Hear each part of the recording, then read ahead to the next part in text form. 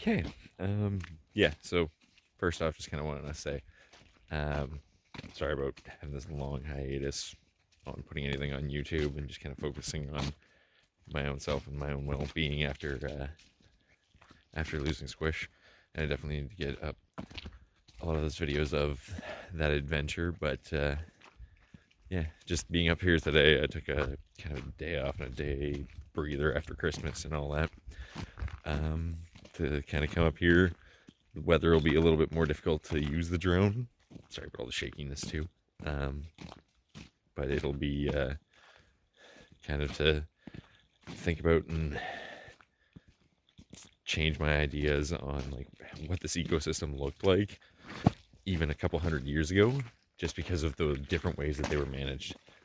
Um, but yeah, I'm gonna cut this all together and hopefully have this out within a day or two, and you'll get to kind of see spots up in northern Ontario that, like, unless you're in moose hunter or an avid outdoorsman kind of thing, you're not normally coming up into these spots.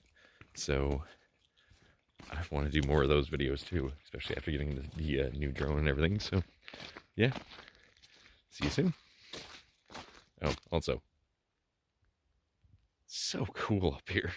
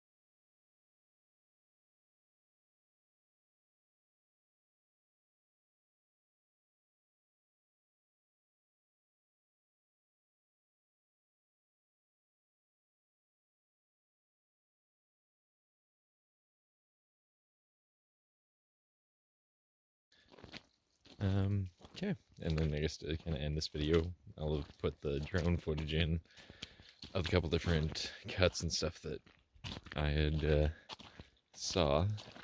But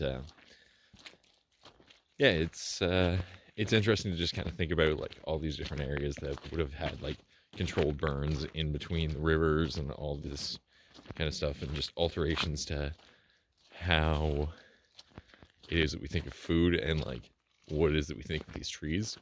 Because like even the ones that are getting cut down and felled and replanted, those are still like second growth. The old growth would have been taken, depending on area, almost 100 years ago now, I think, at this point. But yeah, really depending on region, especially when it comes to like the old timber barons. Doki's First Nation is a really, really cool example of First Nations being basically taking back their control of their timber rights and them gaining a lot of benefits from that. But anyways, not going to really talk about that one too much. More focused on like the ecosystems.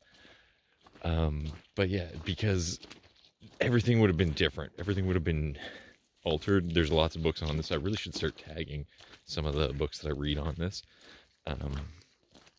Anyways, but basically the entire idea and the premise with it is controlled burns were done for generations, from time immemorial, to be able to like basically control your ecosystems and make it as bountiful and plentiful as possible. Especially here, where that's a really beneficial thing. You have lots of native plant species that really actually worked better after a burn, but lots of those have been pushed out, of course, through colonization. Anyways, to get back to the kind of point is, what we think about as forests and everything are still another odd construct and another concept. Because even when settlers came, you basically had it where there was more growth that had happened because it wasn't able to be managed due to disease, basically wiping out, depending on region, depending on area, like 80% of the population of the indigenous communities,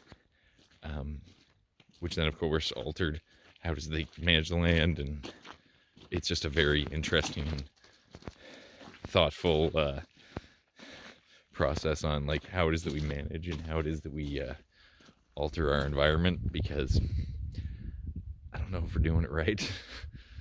I really don't think so. But one of the cool aspects with the drone is I can check for moose to make sure that there isn't any around when I walk him off leash. But yeah, I guess that's probably it for this video. Unless I see some more cool stuff on the way with the drone. But yeah,